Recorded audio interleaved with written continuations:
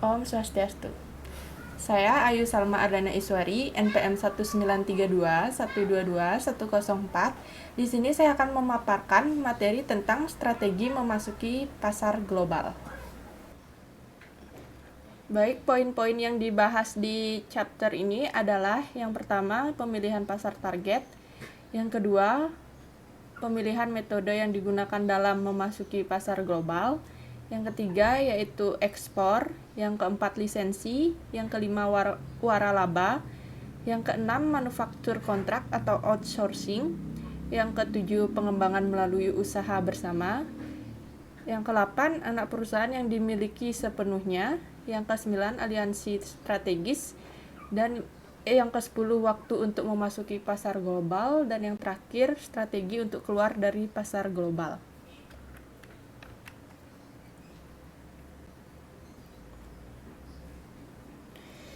Pemilihan pasar target. Langkah penting dalam mengembangkan strategi ekspansi global adalah pemilihan target pasar potensial. Perusahaan mengadopsi banyak pendekatan berbeda untuk memilih pasar sasaran. Untuk mempersempit gumpalan negara ini, perusahaan biasanya akan melakukan penyaringan awal. Tujuan latihan ini ada dua. Anda ingin meminimalkan kesalahan. Yang pertama, mengabaikan negara yang menawarkan peluang yang layak untuk produk Anda. Dan yang kedua, membuang waktu untuk negara yang tidak menawarkan atau sedikit potensi. Negara-negara yang membuat grade tersebut diteliti lebih lanjut untuk menentukan set final negara target. Berikut ini menjelaskan prosedur 4 langkah yang dapat diterapkan perusahaan untuk proses penyaringan awal.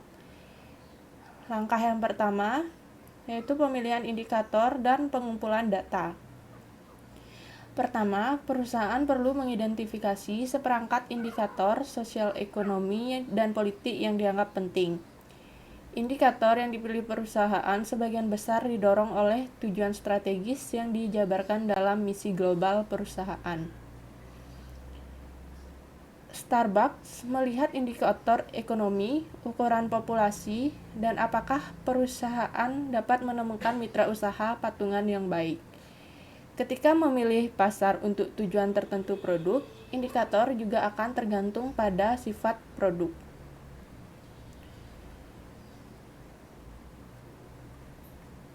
Langkah yang kedua yaitu menentukan pentingnya indikator negara. Langkah kedua adalah menentukan bobot kepentingan dari masing-masing indikator negara yang berbeda yang diidentifikasi pada langkah sebelumnya. Salah satu metode umum adalah constant sum, teknik alokasi. Metode ini hanya mengalokasikan 100 poin di seluruh rangkaian indikator sesuai dengan kepentingan dalam mencapai tujuan perusahaan. Misalnya pangsa pasar. Jadi, semakin kritis indikatornya, semakin tinggi jumlah poin yang diberikan. Jumlah total poin harus bertambah hingga 100. Langkah yang ketiga yaitu memberi nilai negara-negara dalam kumpulan satu indikator. Selanjutnya, setiap negara di kumpulan diberi skor pada masing-masing indikator. Misalnya, Anda dapat menggunakan skala 10 poin. 0 berarti sangat tidak menyenangkan dan 100 berarti sangat menyukai. Semakin baik kinerja negara pada indikator tertentu, semakin tinggi skornya. Langkah yang keempat yaitu menghitung skor keseluruhan untuk setiap negara. Langkah terakhir adalah memperoleh skor keseluruhan untuk setiap negara prospek. Untuk itu, skor bobot yang diperoleh negara pada setiap indikator pada langkah sebelumnya dijumlahkan. Bobot adalah bobot kepentingan yang diberikan pada indikator pada langkah kedua. Negara dengan skor keseluruhan tertinggi adalah yang paling menarik. Contoh, prosedur 4 langkah ini diberikan dalam tampilan tabel berikut. Baik, yang berikut. Kadang-kadang perusahaan mungkin ingin menyingkirkan negara-negara yang tidak memenuhi kriteria yang sangat penting bagi perusahaan. Misalnya Wrigley, pembuat permen karet AS, tidak terikat pada Amerika Latin sampai saat ini karena banyak pemerintah daerah memberlakukan pembatasan kepemilikan. Dalam kasus itu, prosedur 4 langkah harus dilakukan hanya untuk negara-negara yang tinggal di kolam. Ada metode lain yang jauh lebih canggih untuk menyaring pasar sasaran. Umar dan rekan misalnya, mengembangkan metodologi penyaringan yang menggabungkan beberapa tujuan yang dapat dimiliki perusahaan, bukan hanya satu, kendala sumber daya dan strategi perluasan pasarnya. Satu prosedur yang sedikit lebih canggih daripada metode yang dijelaskan di sini dijelaskan dalam lampiran. Seiring waktu, perusahaan terkadang harus menyempurnakan strategi pemilihan pasar mereka.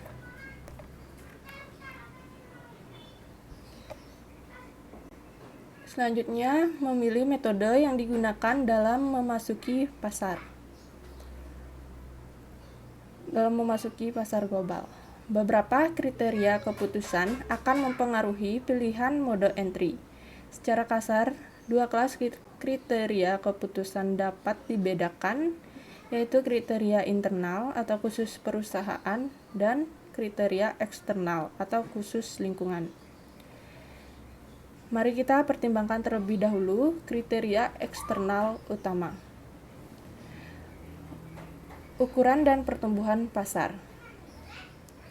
Dalam banyak kasus, penentu utama keputusan pilihan masuk adalah ukuran pasar. Pasar besar membenarkan komitmen sumber daya utama dalam bentuk usaha patungan atau anak perusahaan yang dimiliki sepenuhnya. Potensi pasar dapat berhubungan dengan ukuran pasar saat ini. Namun, potensi pasar di masa depan yang diukur melalui tingkat pertumbuhan seringkali lebih kritis, terutama ketika pasar sasaran termasuk pasar negara berkembang. Selanjutnya yaitu risiko. Perhatian utama lainnya ketika memilih mode entry adalah faktor risiko.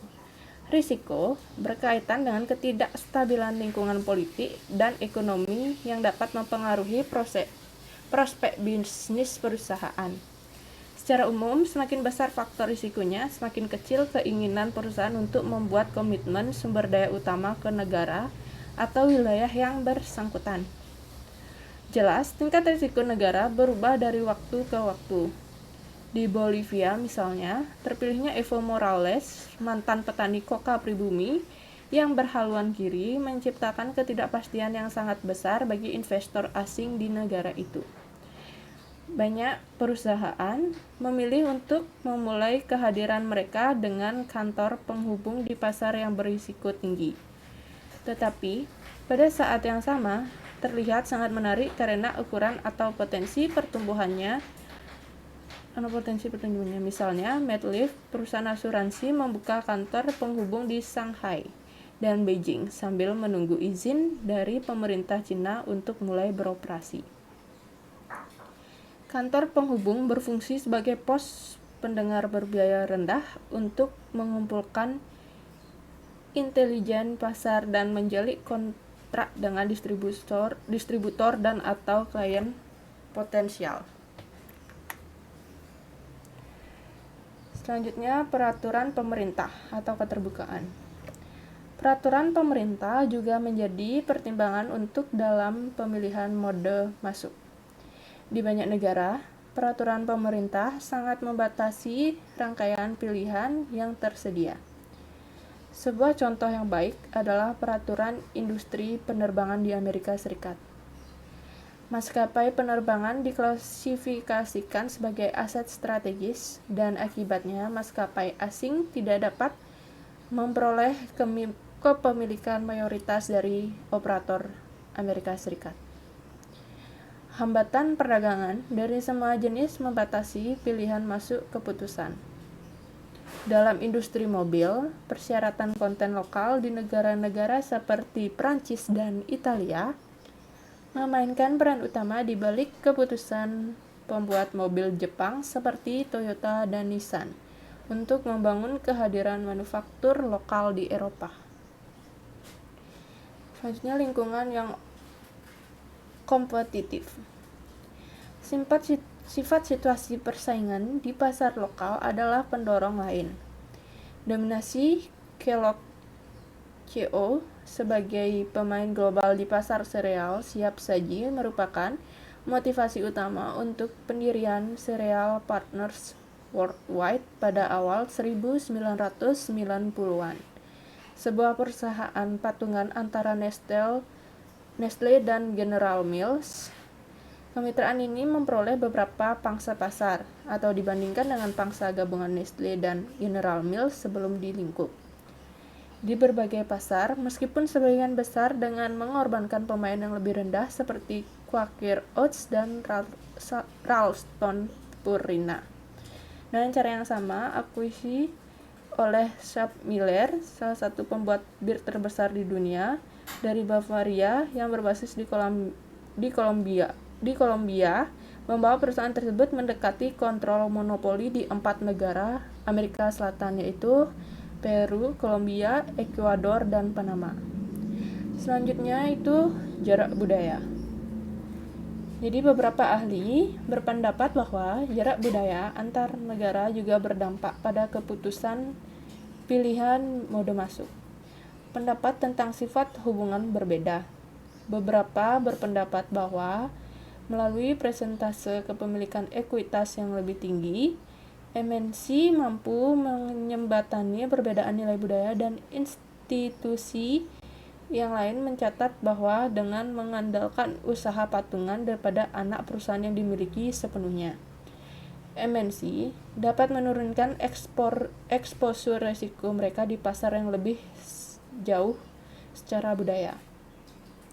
Analisis komprehensif dari berbagai studi dalam literatur tidak menemukan bukti yang jelas yang mendukung salah satu argumen. Selanjutnya, infrastruktur lokal.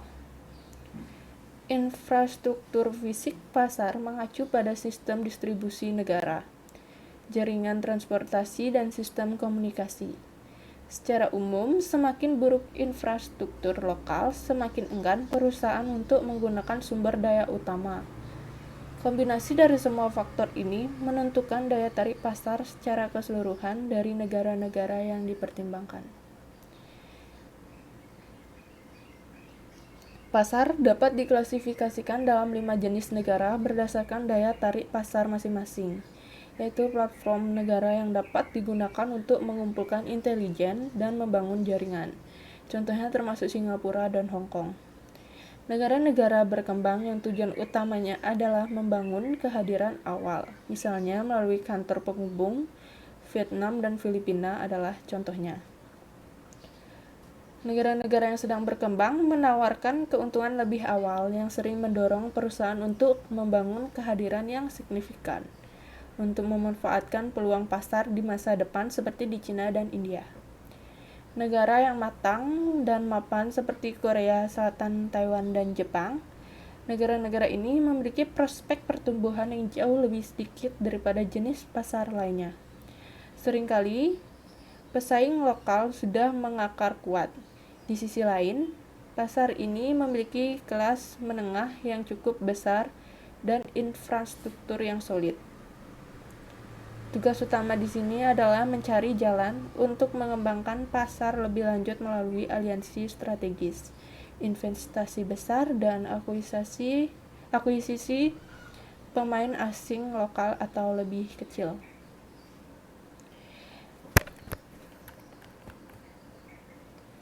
Selanjutnya ada tujuan perusahaan.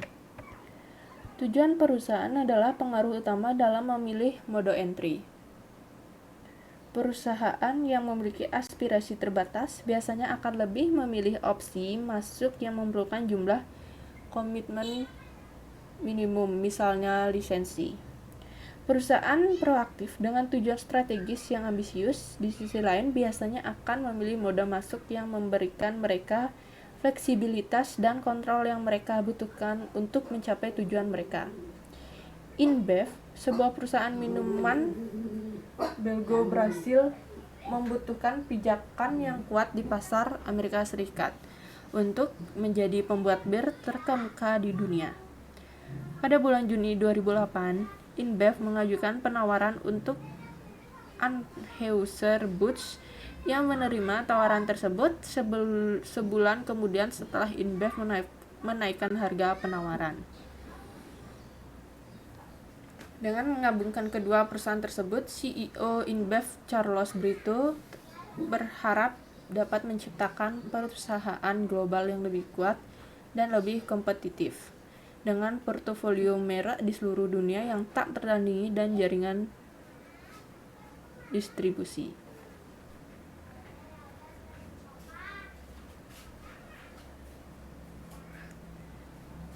Selanjutnya ada sumber daya aset dan kemampuan internal.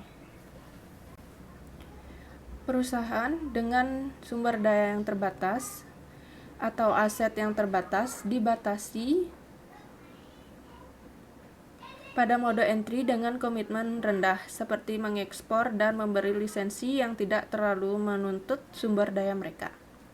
Bahkan, perusahaan besar harus secara hati-hati mempertimbangkan bagaimana mengalokasikan sumber daya mereka di antara pasar mereka yang berbeda, termasuk pasar dalam negeri. Dalam beberapa kasus, komitmen sumber daya utama untuk pasar sasaran tertentu mungkin terlalu dini mengingat besarnya risiko. Di sisi lain, jika perusahaan terlalu enggan untuk berkomitmen sumber daya, bisa kehilangan perahu dengan mengorbankan peluang pasar utama. Kompetensi internal juga mempengaruhi strategi pilihan masuk. Ketika perusahaan tidak memiliki keterampilan tertentu yang sangat penting untuk keberhasilan strategi ekspansi globalnya, ia dapat mencoba mengisi kesenjangan dengan membuat strategi strategis. Selanjutnya ada fleksibilitas.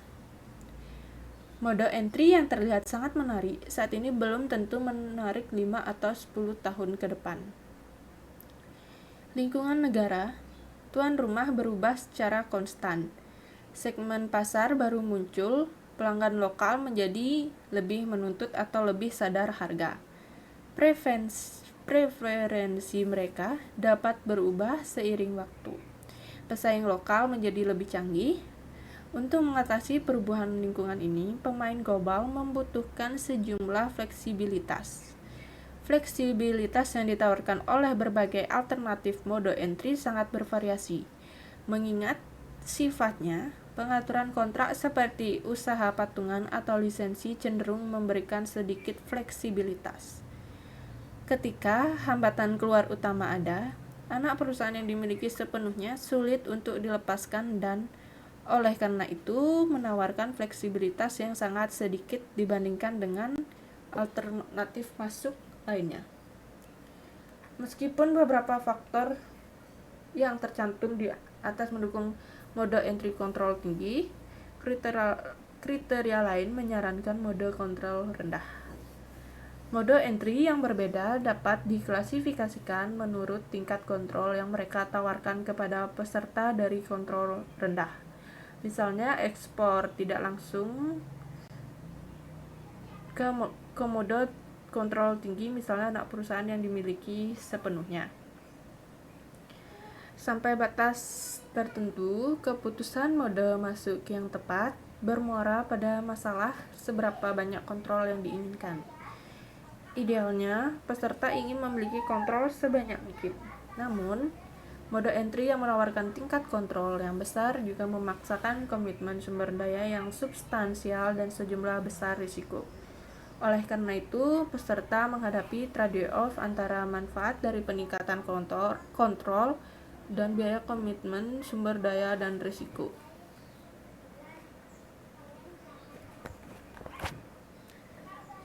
Selanjutnya, ekonomi biaya transaksi. Salah satu kerangka kerja yang berguna untuk memecahkan teka-teki ini adalah apa yang disebut perspektif ekonomi biaya transaksi. Tugas yang diberikan dapat dilihat sebagai keputusan buat atau beli. Baik perusahaan memberikan tugas kepada agen atau mitra pihak ketiga, mode kontrol rendah seperti mengekspor atau melakukan pekerjaan secara internal.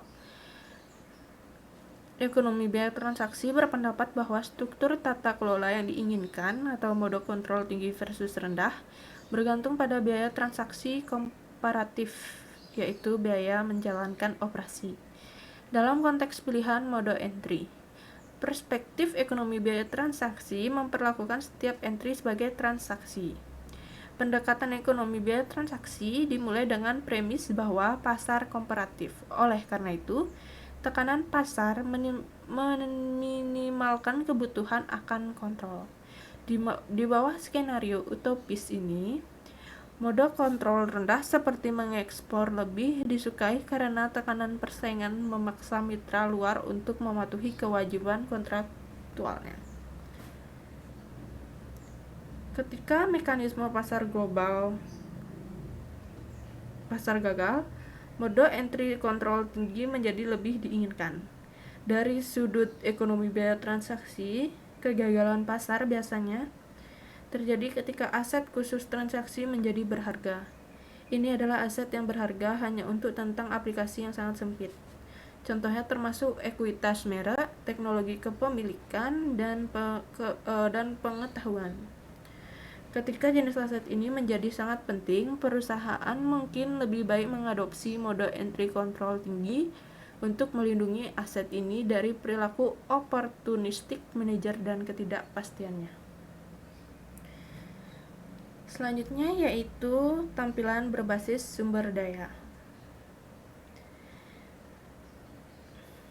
Pandangan berbasis sumber daya didasarkan pada premis bahwa memiliki sumber daya tidak cukup untuk menciptakan keunggulan kompetitif.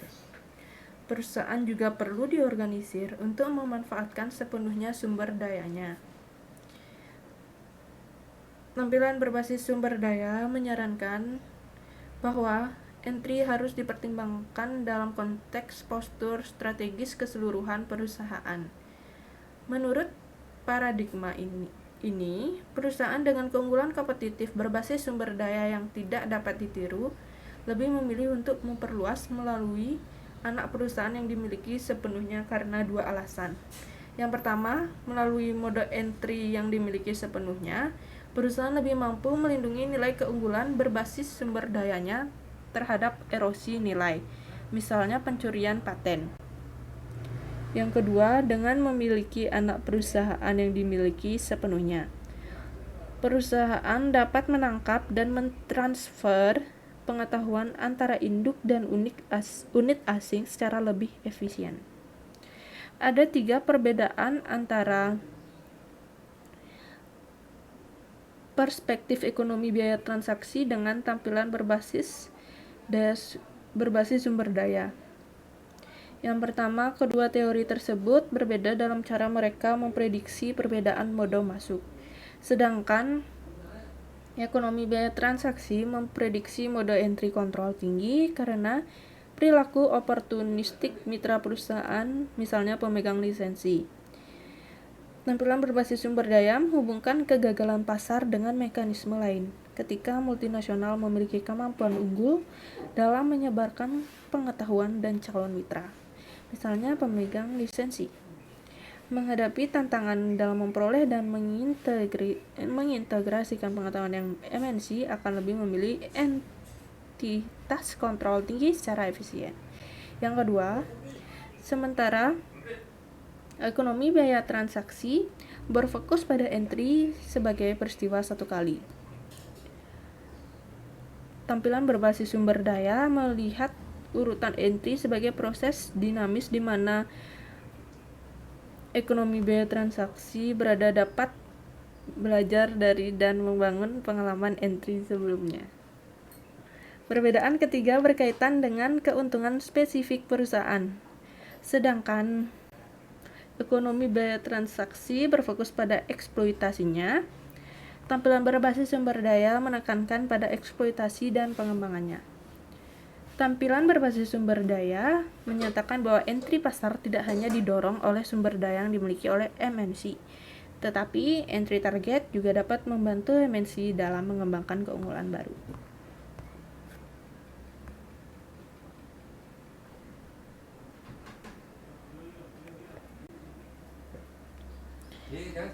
Sebuah studi empiris tentang keputusan masuk yang dibuat oleh 180 MNC terbesar selama periode 15 tahun menemukan bahwa MNC kemungkinan besar akan masuk dengan anak perusahaan yang dimiliki sepenuhnya jika salah satu dari kondisi berikut terpenuhi.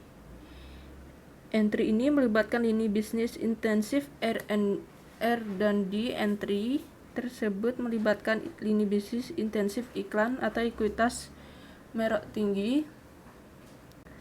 MNC telah mengumpulkan sejumlah besar pengalaman dengan entry asing. Di sisi lain, MNC kemungkinan besar lebih memilih kemitraan ketika salah satu dari ini berlaku, yaitu entry berada di negara yang sangat berisiko, entry-nya berada di negara yang jauh secara sosiokultural, ada pembatasan hukum atas kepemilikan aset oleh asing.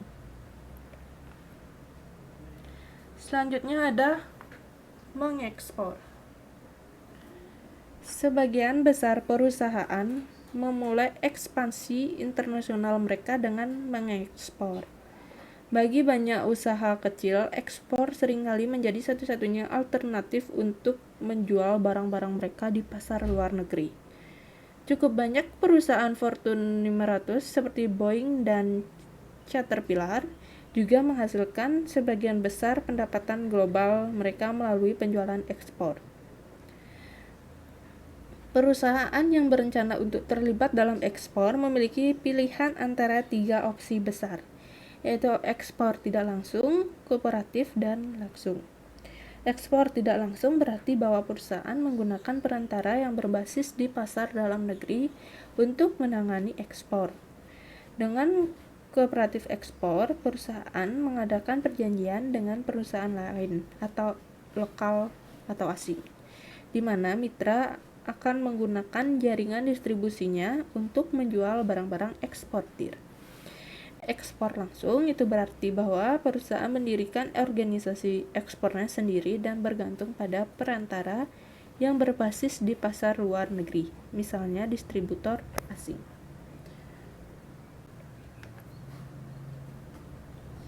Ekspor tidak langsung. Ekspor tidak langsung terjadi ketika perusahaan memutuskan untuk menjual produknya di pasar luar negeri melalui perantara independen. Pedagang ekspor adalah perusahaan perdagangan yang akan membeli barang perusahaan secara langsung dan kemudian menjualnya kembali di pasar luar negeri. Pedagang eksportir biasanya mengkhususkan diri pada lini produk tertentu dan atau di wilayah geografis tertentu. Agen ekspor adalah perusahaan perdagangan yang bertindak untuk produsen lokal, biasanya mewakili sejumlah produsen yang tidak bersaing. Mereka mencari dan menegosiasikan pembelian asing. Sebagai imbalan untuk mendapatkan pesanan ekspor, agen ekspor menerima komisi. Berbeda dengan pedagang ekspor, agen tidak menjadi pemilik barang dan karena itu tidak menanggung risiko tidak dapat menjual secara menguntungkan di luar negeri. Penggunaan perusahaan manajemen ekspor atau EMC sangat populer di kalangan usaha kecil. EMC adalah perusahaan independen yang bertindak sebagai departemen penjualan ekspor eksklusif untuk produsen yang tidak bersaing. EMC dapat datang dalam berbagai bentuk dan ukuran. Beberapa bertindak sebagai agen, meminta pesanan di pasar luar negeri atas nama produsen. EMC lain bertindak sebagai distributor atas dasar beli jual. EMC membeli dari perusahaan dengan harga yang ditetapkan dan menjual kembali ke pelanggan asing dengan harga yang ditetapkan oleh EMC. Ekspor tidak langsung menawarkan beberapa keuntungan bagi perusahaan pengekspor dibandingkan dengan mode entry lainnya. Perusahaan mendapatkan keahlian pasar luar negeri instan. Eksportir tidak langsung adalah para profesional. Mereka dapat menangani semua detail yang terlibat dalam memproses pesanan ekspor. Mereka juga dapat menilai peluang pasar bagi produsen. Kekuatan lainnya yaitu pengetahuan mereka dalam memilih agen dan atau distributor serta manajemen jaringan distribusi. Seringkali sangat sedikit risiko yang terlibat.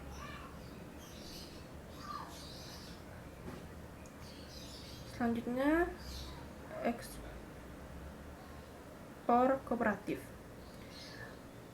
Perusahaan yang tidak mau menggunakan sumber daya untuk mendirikan organisasi distribusi mereka sendiri, tetapi masih ingin memiliki kendali atas operasi asing, mereka harus mempertimbangkan ekspor kooperatif.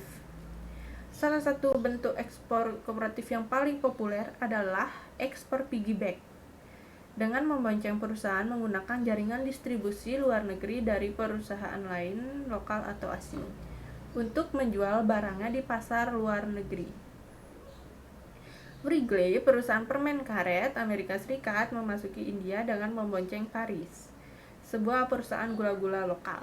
Melalui ikatan ini, Wrigley dapat terhubung ke jaringan distribusi Paris, sehingga memberikan akses langsung kepada Wrigley ke 250.000 gerai retail. Dua daya tarik utama yang ditawarkan jaringan Paris kepada Wrigley adalah tumpang tindih dalam kategori produk dan ukuran jaringan distribusi. Kualitas jaringan distribusi juga dapat berperan. Gillette bekerja sama dengan TTK yang berbasis di Bangalore, produsen pressure cooker dan peralatan dapur India untuk distribusi produk Braun. Meskipun faktanya Gillette memiliki jaringan distribusi sendiri di India, Gillette membutuhkan gerai bertipe department store untuk rangkaian produk Braunnya. Tepatnya jenis saluran distribusi yang digunakan TTK untuk mendistribusikan barang dagangannya.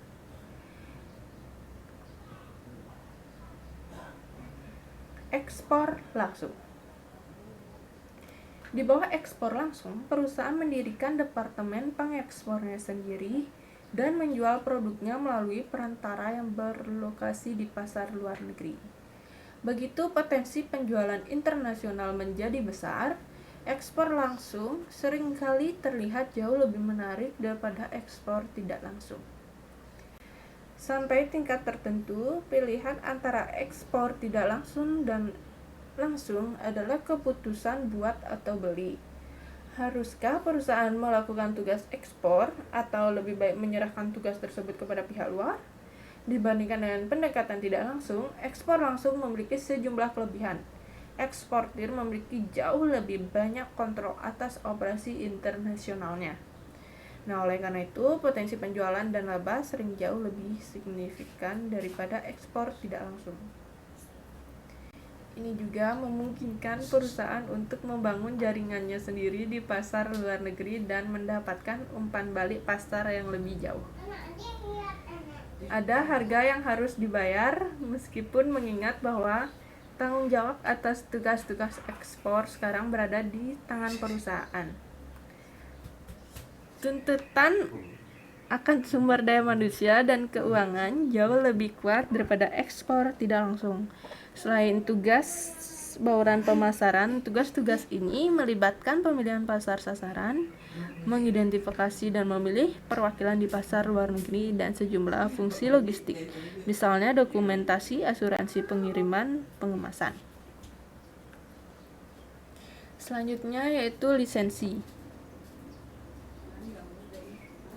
Lisensi perusahaan juga dapat menembus pasar luar negeri melalui strategi lisensi. Lisensi adalah transaksi kontraktual di mana perusahaan pemberi lisensi menawarkan beberapa aset kepemilikannya kepada perusahaan asing penerima lisensi dengan imbalan biaya royalti. Contoh aset yang dapat menjadi bagian dari perjanjian lisensi termasuk merek dagang, pengetahuan teknologi, proses produksi, dan paten. Tarif royalti berkisar dari 1% sampai 15% dari pendapatan penjualan. Misalnya, Oriental Land Company memiliki dan mengoperasikan Tokyo Disneyland di bawah lisensi dari Disney. Sebagai imbalan karena dapat menggunakan nama Disney, Oriental Land Company membayar royalti kepada Disney. Dalam industri teknologi tinggi, perusahaan sering membuat perjanjian lintas lisensi. Berdasarkan perjanjian tersebut, para pihak saling berbagi paten tanpa pertukaran biaya lisensi ketika paten yang terlibat hampir sama nilainya. Salah satu praktisi besar lintas lisensi adalah Microsoft. Pada Agustus 2008 misalnya, Microsoft dan Nikon menandatangani perjanjian lisensi silang paten yang mencakup kamera digital dan produk konsumen lainnya. Perjanjian tersebut memungkinkan kedua belah pihak untuk berinovasi dengan teknologi masing-masing. Kodak dan Nokia menandatangani perjanjian lintas paten serupa pada Oktober 2008 di mana masing-masing perusahaan akan mendapatkan akses di portofolio kekayaan intelektual masing-masing. Keuntungannya yaitu bagi banyak perusahaan, lisensi telah terbukti menjadi sarana yang sangat menguntungkan untuk menembus pasar luar negeri. Dalam kebanyakan kasus, perizinan tidak terlalu menuntut sumber daya perusahaan. Oleh karena itu, sangat menarik bagi perusahaan kecil yang kekurangan sumber daya dan sarana untuk berinvestasi dalam fasilitas asing. Dibandingkan dengan mengekspor, mode entry komitmen rendah lainnya, lisensi memungkinkan pemberi lisensi untuk menavigasi di sekitar hambatan impor atau mendapatkan akses ke pasar yang sepenuhnya tertutup untuk impor. Misalnya beberapa perusahaan tembakau asing di Cina menggunakan perjanjian lisensi untuk menghindari pajak impor yang tinggi yang dikenakan atas rokok impor. Pemerintah daerah mungkin juga lebih menyukai lisensi daripada modal masuk lainnya. Perusahaan yang menggunakan lisensi sebagai bagian dari strategi ekspansi global, mereka menurunkan ekspor mereka terhadap ketidakstabilan politik atau ekonomi di pasar luar negeri mereka. Satu-satunya gejolak yang dihadapi pemberi lisensi adalah naik turunnya aliran pendapatan royalti. Risiko lain ditanggung oleh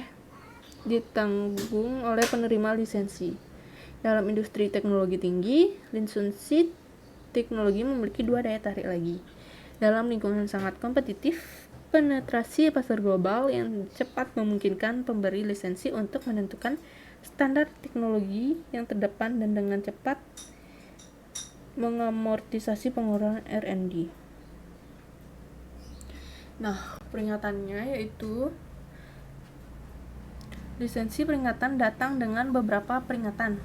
Pendapatan yang berhasil dari perjanjian lisensi dapat dikerdilkan oleh potensi pendapat yang dapat dihasilkan oleh mode entry lain seperti ekspor. Kerugian lain yang mungkin terjadi adalah bahwa penerima lisensi mungkin tidak sepenuhnya berkomitmen pada produk atau teknologi pemberi lisensi. Kurangnya antusiasme dari pihak penerima lisensi akan sangat membatasi potensi penjualan produk berlisensi. Ketika perjanjian lisensi melibatkan merek dagang, ada resiko lebih lanjut bahwa tindakan sesat yang dilakukan oleh penerima lisensi menodai merek dagang yang tercakup dalam perjanjian. Risiko lainnya termasuk risiko tidak bayar, kegagalan berproduksi tepat waktu atau volume yang diinginkan, dan hilangnya kendali pemasaran produk. Bahaya terbesar adalah risiko oportunisme. Pengaturan lisensi dapat memelihara pesaing masa depan. Teman seperjuangan hari ini seringkali menjadi saingan masa depan. Penerima lisensi dapat memanfaatkan keterampilan yang diperolehnya selama periode lisensi setelah perjanjian berakhir.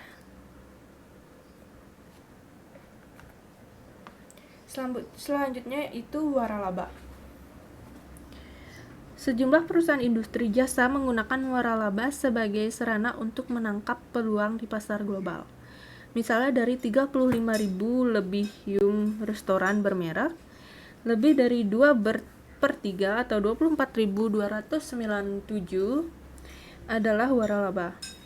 Upaya internasionalisasi dari 10 perusahaan waralaba terkenal dirangkum dalam tampilan 95. Waralaba sampai taraf tertentu merupakan sepupu dari lisensi. Ini adalah pengaturan di mana pemilik waralaba memberikan hak kepada penerima waralaba untuk menggunakan nama dagang, merek dagang, model bisnis, dan atau pengetahuan di wilayah tertentu untuk jangka waktu tertentu, biasanya 10 tahun. Sebagai gantinya, pemilik waralaba mendapat pembayaran royalti dan biaya lainnya. Paket tersebut dapat mencakup rencana pemasaran, manual pengoperasian, standar, pelatihan, dan pemantauan kualitas.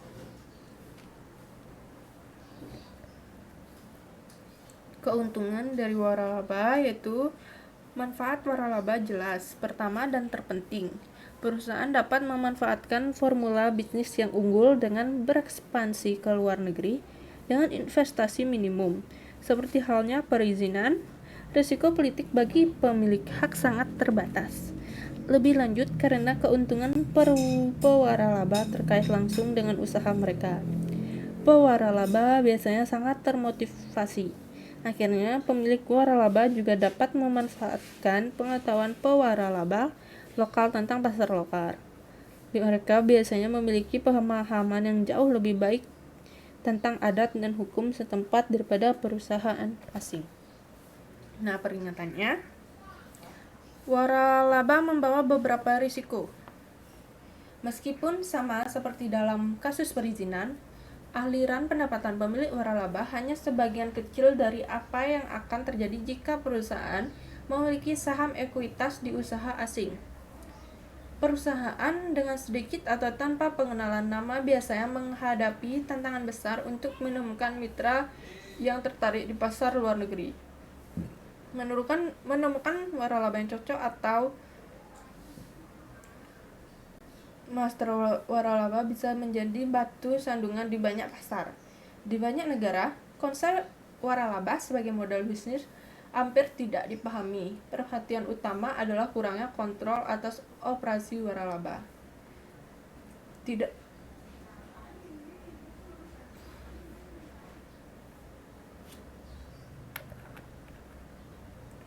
Selanjutnya yaitu manufaktur kontrak atau outsourcing.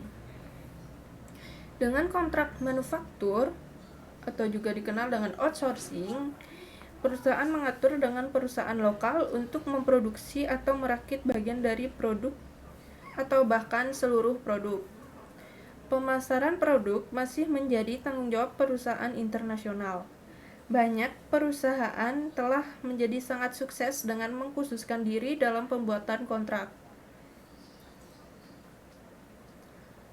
Perusahaan membantu pelanggannya merancang, membangun, mengirim, dan melayani produk elektronik melalui jaringan fasilitasnya di lebih dari 30 negara.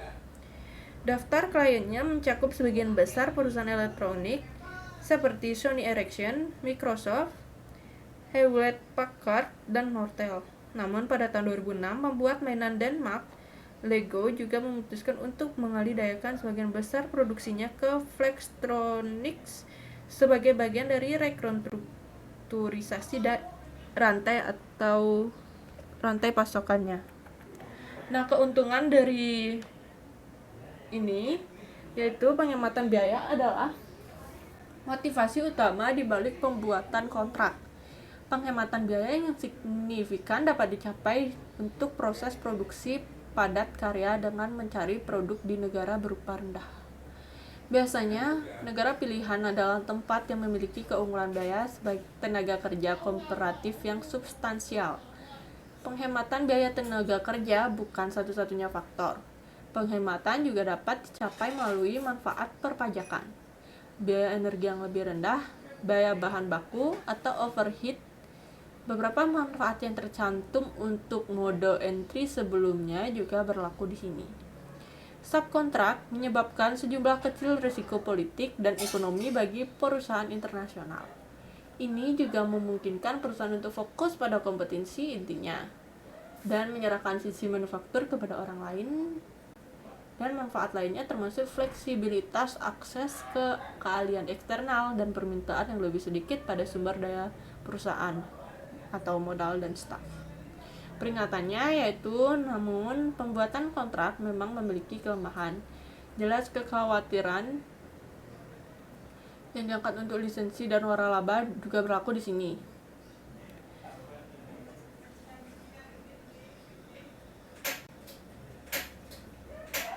Pertimbangkan apa yang terjadi pada Schwinn, perusahaan sepeda Amerika Serikat.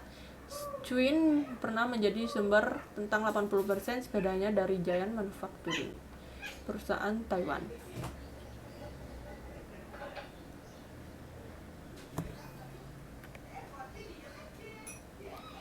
Selanjutnya itu pengembangan melalui usaha bersama. Bagi banyak perusahaan multinasional yang ingin memperluas operasi global mereka, usaha patungan terbukti menjadi cara yang paling layak untuk memasuki pasar luar negeri, terutama pasar negara berkembang. Dengan usaha bersama, perusahaan asing setuju untuk berbagi ekuitas dan sumber daya lainnya dengan mitra lain untuk mendirikan entitas baru di negara tuan rumah. Mitra biasanya adalah perusahaan lokal, tetapi mereka juga dapat menjadi otoritas pemerintah daerah, perusahaan asing lainnya, atau campuran pemain lokal dan asing, tergantung pada saham ekuitas. 3 bentuk kemitraan dapat dibedakan, yaitu mayoritas kepemilikan lebih dari 50%, 50%, dan usaha minoritas atau 50% atau kurang kepemilikannya. Infrastruktur besar atau proyek teknologi tinggi yang menuntut banyak keahlian dan uang seringkali melibatkan beberapa mitra asing dan lokal. Perbedaan lain adalah antara koperasi dan usaha bersama ekuitas. Usaha patungan yang kooperatif adalah kesepakatan para sekutu untuk berkolaborasi tetapi tidak melibatkan investasi ekuitas. Usaha bersama kooperatif cukup umum untuk kemitraan antara perusahaan multinasional kaya dan pemain lokal di pasar negara berkembang.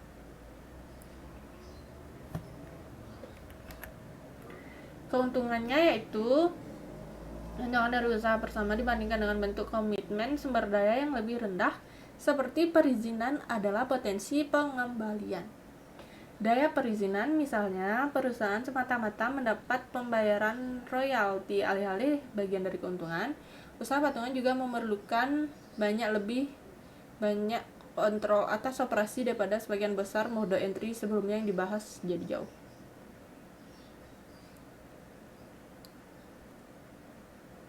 Terlepas dari manfaat yang tercantum di atas, argumen sinergi adalah hal lain yang menarik alasan untuk mendirikan usaha bersama.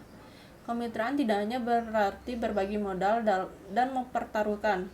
Kontribusi lain yang mungkin dibawa oleh mitra lokal meliputi tanah, mentah materi, keahlian tentang lingkungan lokal atau budaya, hukum politik, akses ke jaringan distribusi, kontak pribadi dengan pemasok, hubungan dengan pemerintah pejabat. Nah, peringatannya yaitu, bagi banyak perusahaan multinasional, kurangnya kontrol penuh adalah kelemahan terbesar dari usaha bersama. Di sana ada beberapa cara bagi MNC untuk mendapatkan lebih banyak leverage. Cara yang paling jelas adalah melalui saham ekuitas mayoritas. Namun, pembatasan pemerintah sering mengesampingkan opsi ini. Bahkan ketika untuk beberapa alasan kepemilikan, mayoritas bukanlah alternatif yang layak. MNC memiliki cara lain yang mereka miliki untuk melakukan pengendalian atas venture bersama.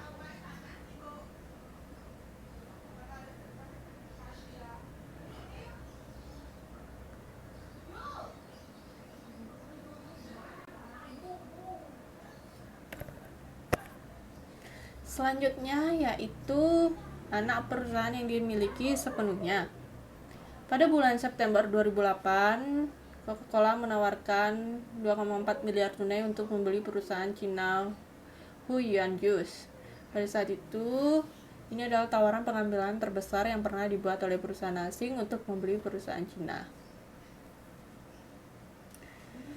Multinasional perusahaan seringkali lebih suka memasuki pasar baru dengan kepemilikan 100% kepemilikan strategi di pasar luar negeri. Pada dasarnya dapat mengambil 2 rute, yaitu akuisisi di mana MNC memiliki perusahaan yang sudah ada, atau operasi Greenfield yang dimulai dari menggores.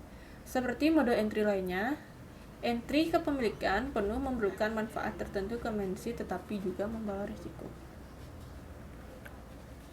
Keuntungannya yaitu anak perusahaan yang dimiliki sepenuhnya memberi MNC kendali penuh atas operasi mereka.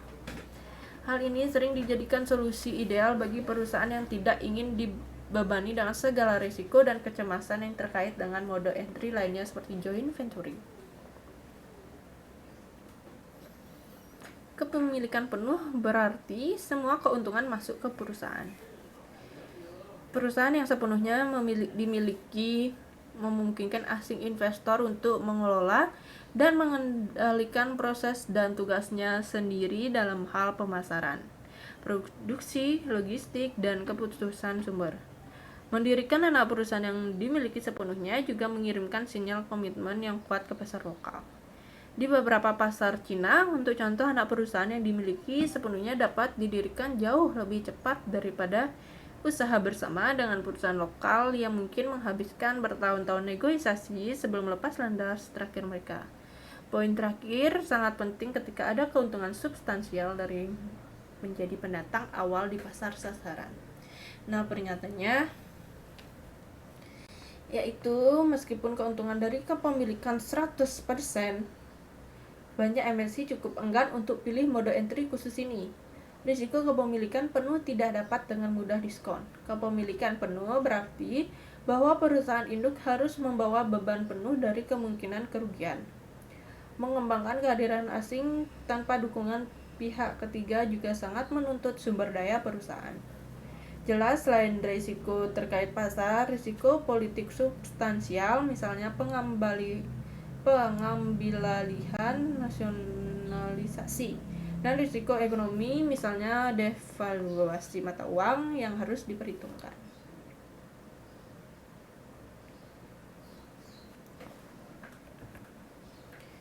Selanjutnya itu akuisisi dan penggabungan. Perusahaan seperti Sara Lee telah membangun posisi kompetitif global yang kuat melalui strategi akuisisi yang direncanakan dengan cerdik dan dieksekusi dengan baik. MNC memilih akuisisi masuk untuk berkembang secara global karena sejumlah alasan. Pertama dan terpenting, ketika dikontraskan dengan operasi Greenfield, akuisisi menyediakan cara cepat untuk mendapatkan akses ke lokal pasar. Untuk pendatang relatif terlambat atau dalam suatu industri, akuisisi juga merupakan pilihan yang layak untuk memperoleh nama merek yang mapan, akses cepat ke outlet distribusi, dan teknologi.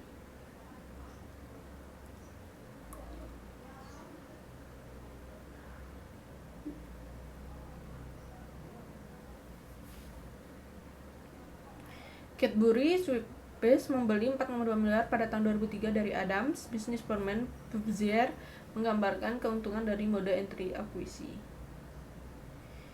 Dengan memperoleh bisnis, Cadbury mampu mengambil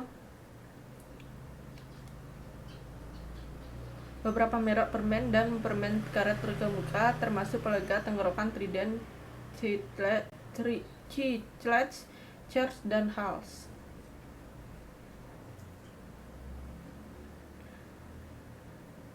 Selanjutnya yaitu operasi Greenfield. Strategi akuisisi tidak selalu layak. Prospek bagus mungkin sudah direbut oleh pesaing perusahaan. Di banyak pasar berkembang, kandidat akuisisi yang dapat diterima seringkali tidak tersedia. Merombak fasilitas mungkin kandidat terkadang jauh lebih mahal daripada membangun operasi dari awal. Operasi Greenfield menawarkan perusahaan lebih fleksibel daripada akuisisi di bidang-bidang seperti sumber daya manusia, pemasok logistik, tata letak pabrik, atau teknologi manufaktur. Investasi Greenfield juga dihindari biaya mengintegrasikan akuisisi ke dalam perusahaan induk. Selanjutnya ada aliansi strategis. Ciri khas dari aktivitas perusahaan global saat ini adalah bahwa mereka menggunakan hubungan kerjasama seperti lisensi, usaha patungan, kemitraan, R&D, dan pengaturan informal, semua di bawah rubrik aliansi dalam berbagai bentuk berdasarkan skala yang meningkat. Secara lebih normal, aliansi strategis dapat digambarkan sebagai koalisi dari dua atau lebih organisasi untuk mencapai tujuan strategis yang signifikan yang saling bermanfaat. Pers bisnis melaporkan seperti jarum jam kelahiran aliansi strategis di berbagai macam industri.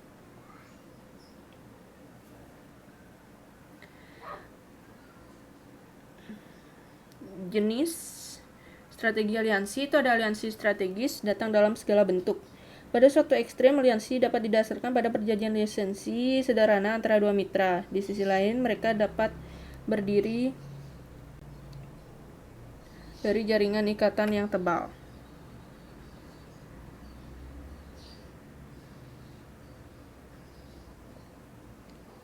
Sifat aliansi juga bervariasi tergantung pada keterampilan dibawa oleh mitra. Kategori pertama sangat umum di industri teknologi tinggi adalah berdasarkan pertukaran teknologi. Logika di balik aliansi strategis, yaitu hasil strategis dari aliansi lintas batas sangat memikat, terutama di bidang teknologi tinggi industri. Skema mereka berpusat di sekitar dua dimensi, yaitu kepentingan strategis bisnis, unit keperusahaan induk, dan posisi kompetitif bisnis. Baik,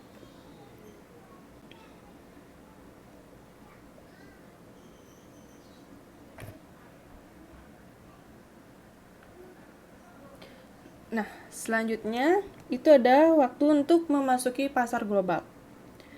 Keputusan masuk pasar internasional juga mencakup pertanyaan waktu masuk. Kapan haruskah perusahaan memasuki pasar luar negeri? Banyak perusahaan telah dibakar habis oleh memasuki pasar terlalu dini. Perampokan pertama IKEA di Jepang pada tahun 1974 adalah kegagalan total. Pengecer perabotan Swedia buru-buru menarik diri dari Jepang setelah menyadari konsumen Jepang belum siap untuk konsep perakitan sendiri dan lebih menyukai kualitas tinggi daripada harga rendah. IKEA masuk kembali ke Jepang pada akhir tahun 2005, tapi kali ini menawarkan layanan perakitan dan pengiriman ke rumah.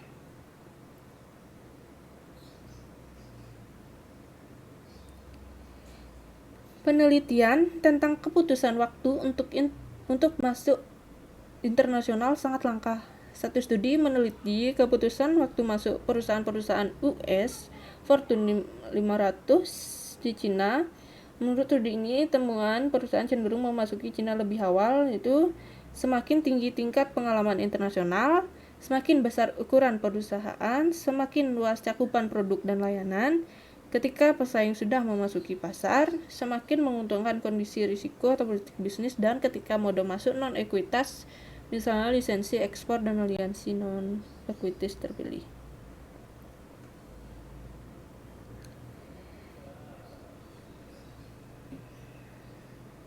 Secara umum, perusahaan yang masuk ke Cina relatif terlambat seringkali diuntungkan di atas pendatang sebelumnya. Alasan utama adalah bahwa pendatang baru menghadapi lebih sedikit bisnis yang membatasi peraturan dari pendahulunya.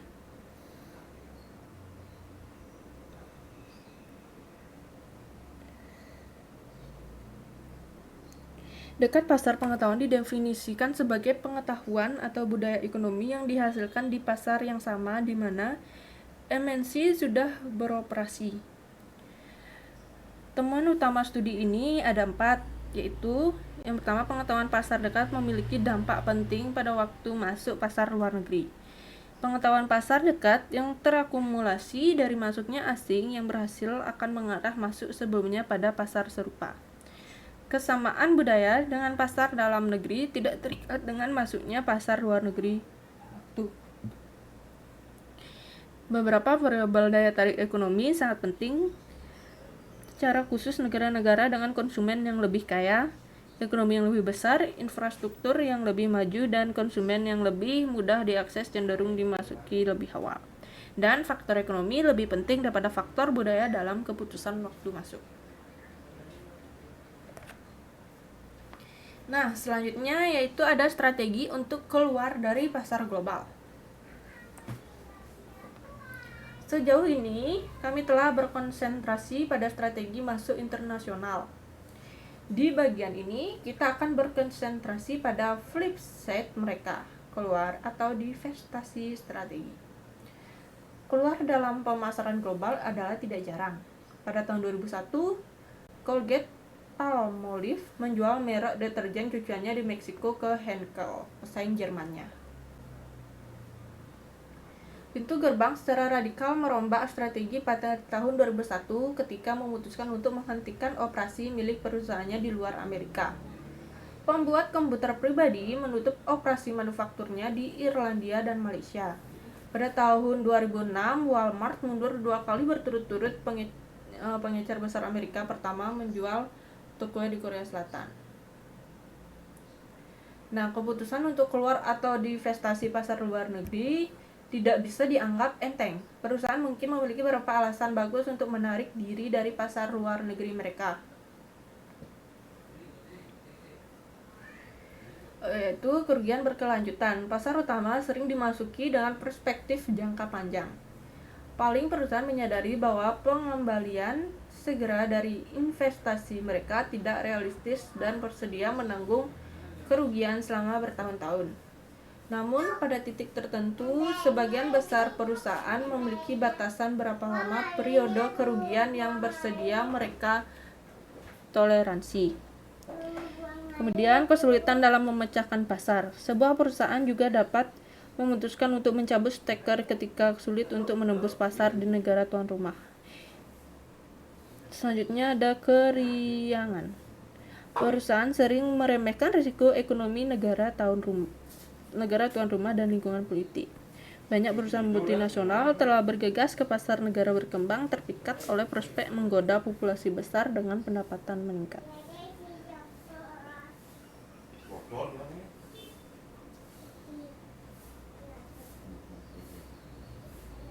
Selanjutnya ada masuk prematur. Seperti yang telah kita bahas sebelumnya, keputusan waktu masuk adalah hal yang krusial. Memasuki pasar terlalu dini bisa menjadi kesalahan yang mahal. Entry bisa prematur untuk alasan seperti infrastruktur pemasaran yang kurang berkembang.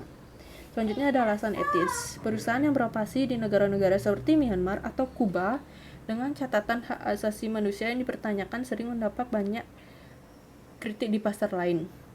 Selanjutnya ada persaingan ketat. Persaingan yang ketat seringkali menjadi alasan kuat lainnya untuk keluar dari negara. Pasar yang terlihat menarik di atas kertas biasanya menarik banyak pesaing. Hasilnya seringkali kelebihan kapasitas memicu perang harga dan situasi rugi-rugi untuk semua pemain bersaing satu sama lain. Selanjutnya yaitu realokasi sumber daya. Elemen kunci dari perumusan strategi pemasaran adalah sumber daya alokasi. Tinjauan strategis operasi asing sering menyebabkan perombakan portofolio negara perusahaan.